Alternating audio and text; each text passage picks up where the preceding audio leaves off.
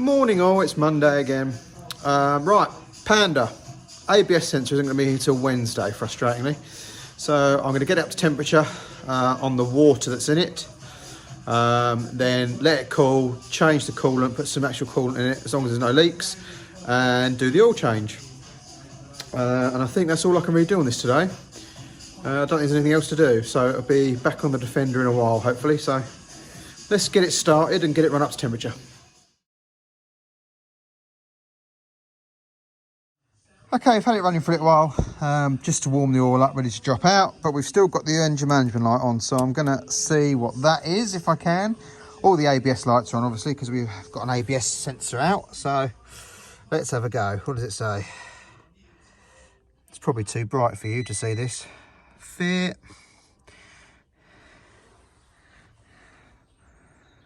Yeah, I think it's too bright. I'll do it and I'll tell you what it is. Okay, other than the ABS ones, it was the airflow meter, because I first started it without the airflow meter connected and then remembered, so that's now gone off. So that's fine. So I'll now drop the oil out and yeah, do an oil change. Right, so I've opened the oil filler cap, loosened the oil filter at the top, and then obviously undone the sump plug, so at least it can let air in the top and drain out at the bottom. So I'll leave that for a little while just to drain out, maybe put the kettle on, and then we'll come back to it and put the sump plug back in. But I found some more tools I've got to buy. I had to borrow some sump plug sockets from my neighbour, Allen Keys. This was a 12mm sump bolt and I only had up to 10. So that's something else I've got to buy. There we go, there's the oil and the old oil filter. And we've changed the O-ring that goes around the housing as well, that comes with the filter. So now we've just got to top it up. The listings say 3 litres exactly. So we'll stick 2.5 in and then see where we end up.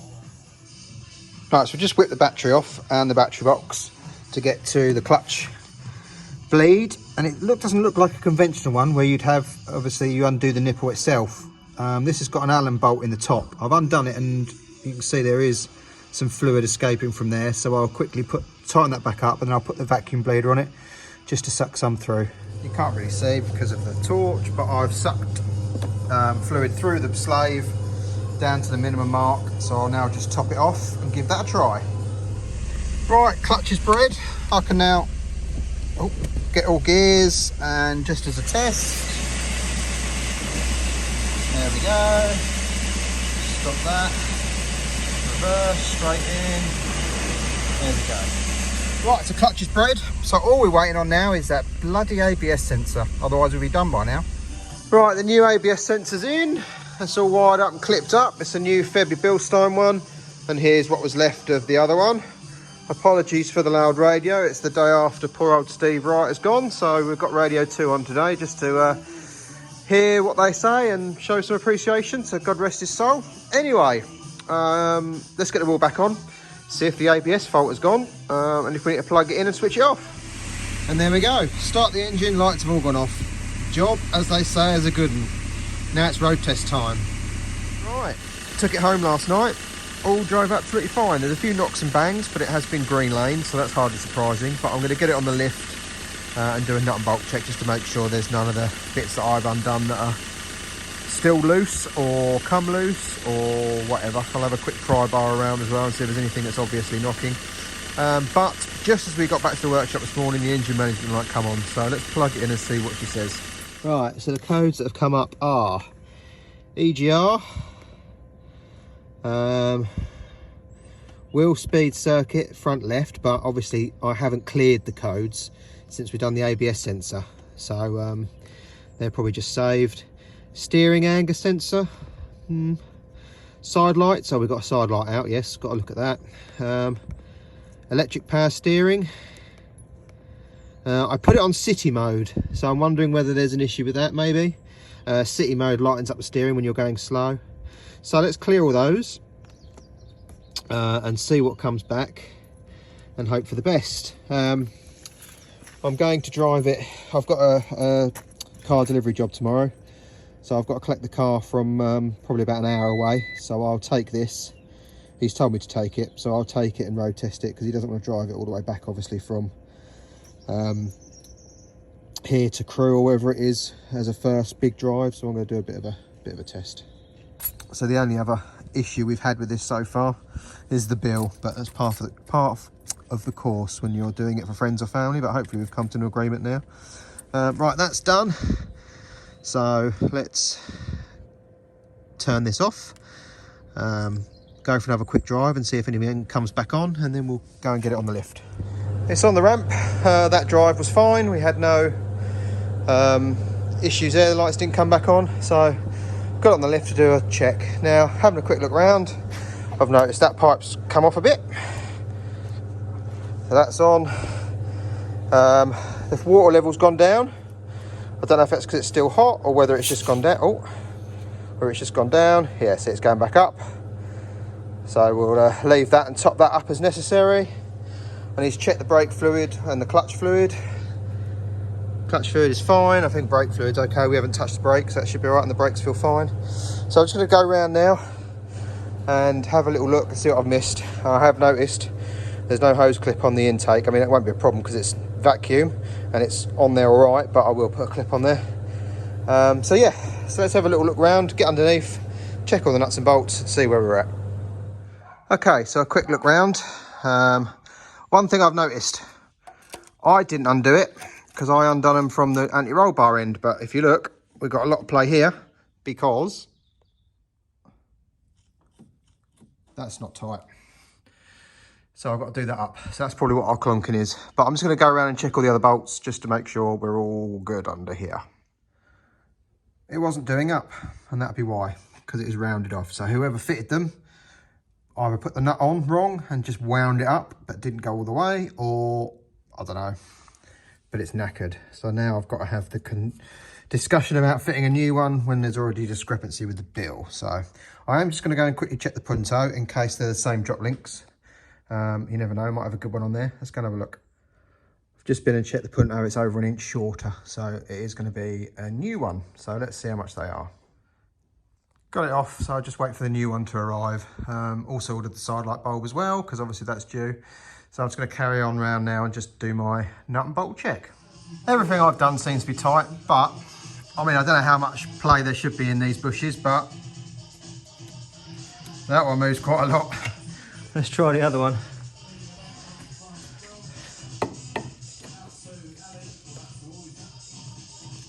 Yeah, it's got loads of play as well, so I'm going to suggest they need doing. But the prop bolts are all a little bit loose again, so I think I'm going to put them all back on with a bit of Loctite just to make sure and tighten them up and torque them, just to be safe. Okay, so they're all been removed, cleaned up, thread lock, put back on, torqued up, marked, so I know I've done them all. I've gone around everything else. Everything else seems to be good except those bushes. But again, I'm not going to suggest they're done by me because obviously they're already a little bit taken aback by the bill. So it's just a matter of waiting for that anti-roll bar link now. Again, I'm not going to charge for doing it. I'm just going to do it as part of the nut and bolt check. But that's, you know, it's kind of things that people forget. Although, you know, obviously I've billed labour for doing the job. This bits and pieces, going around checking things, tightening up, things like that, isn't on the bill. It's all extra, you know, it's another couple of hours that I haven't charged for anyway. And obviously there's overheads, you know, there's the workshop rent, there's the insurance, there's electric, there's the tools. All right, haven't got to have a nice snap-on toolbox, but I've had to buy tools for this job. Not the customer's fault that I haven't got them, but it's something else I've had to buy. Plus all the tools that I've got already. So it soon adds up. You know, it's just things that people don't really think about. I mean, I'm not hating on my friend. You know, people have a budget. It's all a bit tough out there at the minute. And I suppose it's both of our fault for not discussing rate first. But, you know, at the end of the day, he is a friend. I don't want to fall out. So that's why I've dropped the rate a bit. But I think in future going forward, if anyone I know wants, you know, jobs like this doing, that is the rate. However long it takes is however long it takes. I mean, I haven't been regimental with the hours. I've probably done more than what I've billed for. So, you know, it's a lesson. It is a lesson for both sides. But anyway, let's not ponder on that. The job's done. I'm getting paid. So it is what it is. No hard feelings, you know. As I say, don't want to fall out with people. So happy just to get on with things. So let's wait for this anti-roll bar link. and then we will go from there. Hopefully that will stop the knocking, because that was knocking its breasticles off. So I'm guessing that's what the noise is I heard. And for the eagle-eyed people, for these bolts, these are for the sump guard. I'm not putting that back on, because again, the bolts have snapped off, and that would be a while drilling them out. So again, I'm not going to do that and obviously not get paid for it. So I'll leave that. That's something the owner can do in their own time, jacked up on the drive, drill them out, put new bolts in. Yeah, so if anyone saw them hanging down, that's what they are. That one has come off its captive, so that's got to be cut off and replaced, probably with a riv nut. That one's in there. So yeah. Right, moving on. So let me just go into that a little bit more, just so, you know, people are aware what I'm on about. Now I build for 22.5 hours on this job. Now, if this car came in and had an engine on a pallet that was the same engine, then that probably would have been a day, probably would have been 8 hours. But the customer wanted a donor car so they could drive it first to make sure it was all right before the engine was taken out. Absolutely fair enough, no problem at all. But I've then got to strip that car. And then the engine itself, although the block and the head were the same, nothing else was. So it all had to be changed. Gearbox, clutch, flywheel, you know, water pump, aircon pump, diesel pipes, everything. So it's not just a simple case of changing the engine. There was a lot more to go with it. So that's what took the time. But as I say, if it was a palleted engine that turned up, it probably would have been in and out in a day. You know, less than a day probably, just swapping it over. So the extra time it's taken to strip the other car, swap everything over, and then get it back in, it's taken still less than 3 days. What's that? 8 hours a day, 8, 16, 24. So less than 3 days. It's taken me a bit longer because I only really do 6 or 7 hours a day anyway. I'm not here 9 till 5. I'm here, you know, 10 till 4 most of the time. That's, you know, self-employment. You can do that if you're able to. So yeah, so all right, it's taken me 6, 12, so it's taken me 4 days. That's why I bill per hour as opposed to a day rate. So yeah, so that's, you know, that's why it's taken the time it has, because it's not just a simple engine swap. Again, not hating on the customer at all. You know, they're not mechanically minded, it's fair to say. I've updated them every step along the way to show them the issues, so they've not been in the dark. And labour rate is half what the local garages charge. So, you know, I think I'm fairly cheap already. Yes, I've got overheads, not massive ones. I still need to make a profit. I've still got to pay my way. So, you know, that's it anyway. I just thought I'd explain a bit more because I don't really go into stuff like that on this channel. So, and this was just a good example. Again, as I say, I'll repeat many times, not hating on the customer at all. His expectations were probably, obviously, well, were definitely lower than what they were, and partly my fault that we didn't have the conversation, which really we should have done. I should have made that clear to start with. So I'm just as much to blame. Again, I don't want to fall out of anyone. That's why I've dropped my rate for this job.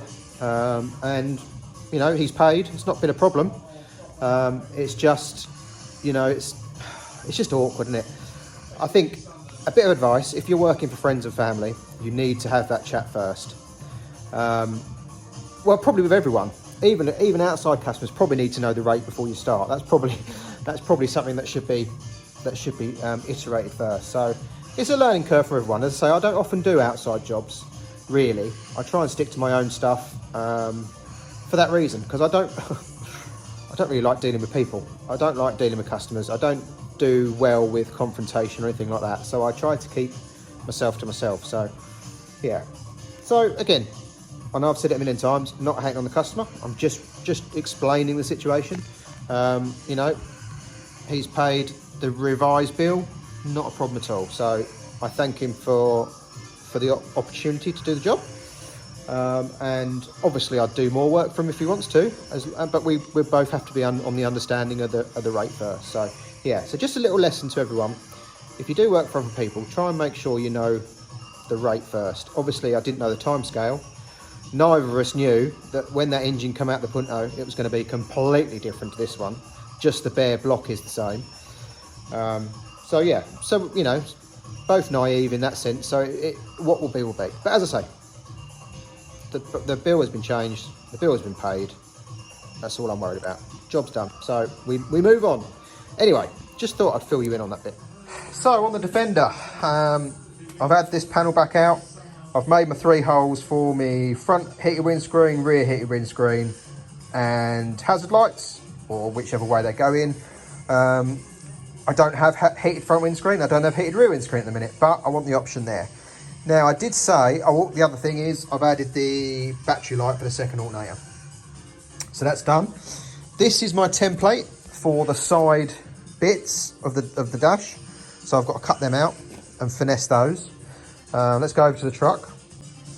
The dash is back out, so I could try and sort some wiring out. Hang on, is the light on? Yes, the light is on. So I've wrapped up the air pipes. I've wrapped up a few other bits of the loom. I've got one P-clip there to run it along the edge there, but I'm going to order some new ones. That's just temporarily. The heated windscreen, that's the plug, the switch, the plug, and a bit of loom off the other spare loom I've got. Now, why I've removed that, I don't know. I've had a little look on the wiring diagrams. It goes off to the BCU. I was presuming there'd be illumination for the bulb, for the, you know, the symbol illumination. This illuminates when the button's pressed.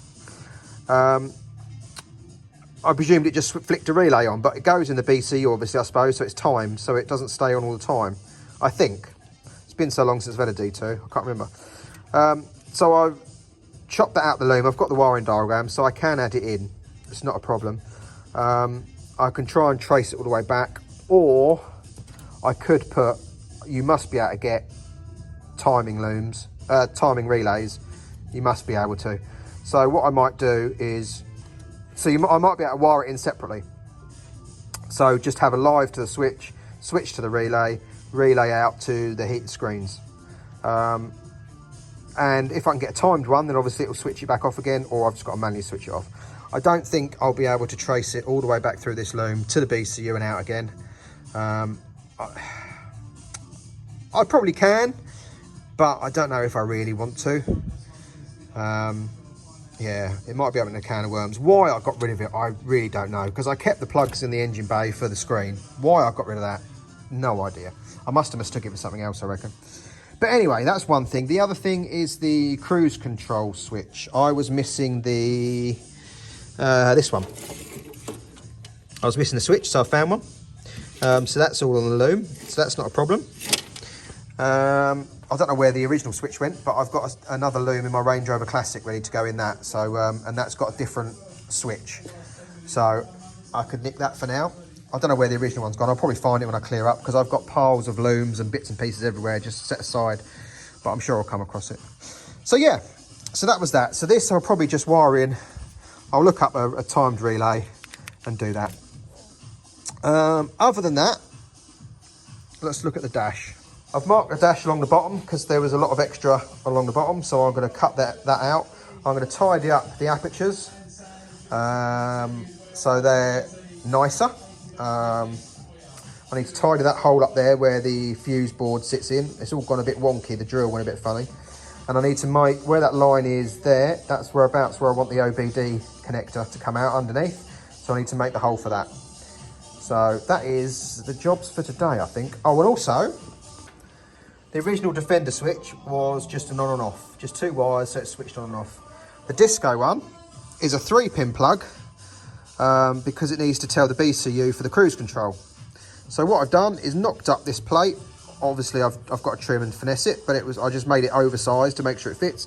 That now bolts up to the pedal and operates a switch. So I've just got to extend the loom from up here all the way down to the pedal, but that shouldn't be too much issue. I'll cut it off the other loom and then extend it, and then obviously finesse this and trim it down, and then we've got a working brake light switch. So that's another thing I've got to finish off today. And just to show it, it pushes in and twists. So I've just roughed out some holes there with the air saw. Really, I need to get a tiny file and file them. I haven't got any small files, so I need to file that down really. But yeah, that just pushes in there and twists. So that's what locks it in, and then obviously that bolts to the pedal, and it fits fine. So yeah, let's finesse this bracket a bit. Right, there's the new anti-roll bar link on, so that's all done. So get the wheel on, and now we've got to do the side light bulb, and hopefully we are good to go. I should have left it well alone. Someone's taped the bulbs in. That bit of tape was holding the bulbs in. So now I've got to try and secure them, for Christ's sake. So instead of a 5-second bulb change, it's now going to turn into a drawn out procedure. Marvellous. Right, I'm just going to advise that I've checked the Punto. That's got a completely different clip arrangement because it's a H4 bulb, not H7. I haven't really got any scrap lights with H7 in that I can nick one off. I think it actually screws into the back of the light system, so it's probably broke the clip and fell off. So I'm not putting the tape back on there. I'm just going to tell the customer that they need to sort that out. Right, so the OBD socket's going to go under the dash there, like I said. So I used a bit of masking tape and drew around the hole in the dash tray that's on a Disco 2 that I've got on the shelf. And then obviously just sprayed some paint on there so I can see where it is once I peel the tape off. So I'm going to cut that out, and then we'll see if the clip goes in there. I'm sure it will. Just check the tyre pressures as well out of interest, because it's been sitting a while, so I thought they might be a bit flat. If they were, God knows what they were at before. Driver's side, both tyres on the driver's side, 50 psi. Both on the passenger side, 40 psi. So we've set them correctly. Down to 32 at the front, 30 at the rear, according to Google. I don't think I've got a handbook to double check, but I think it's better than 50. And there's the OBD plug. Nicely solid in there. It's not going to come out. It's clipped on its clips like it normally would be. So that'll be under the dashboard. So that's handy. Now I've got to tidy this hole up. Well, it's Thursday afternoon, and I'm going to end it here because, as I said before, I've got to go to Exeter tomorrow to deliver a car. So we have made the actual bracket for the BCU to bolt down, so that's solid in the dashboard. We've also cut out the holes for the air vents, and we've got to make mounts for those as well at some point. I'll do that next week. And then lastly, I have extended the, there you go, I've extended the brake switch wiring, so that now goes up and is there and taped up, and the brake switch is on. Obviously you saw what I did earlier with the old OBD plugs, that will fit. So yeah, so we'll have to end this here. Don't know if it's a short one or not, but I'll find out when I edit it all. But I will see you next week for another one. I haven't got anything planned for next week other than this. Sorry, I know it's not interesting. I might be able to divulge the information that I couldn't tell you before, and release that footage. So hopefully I'll be able to do that. Anyway, have a great weekend. See you later, guys.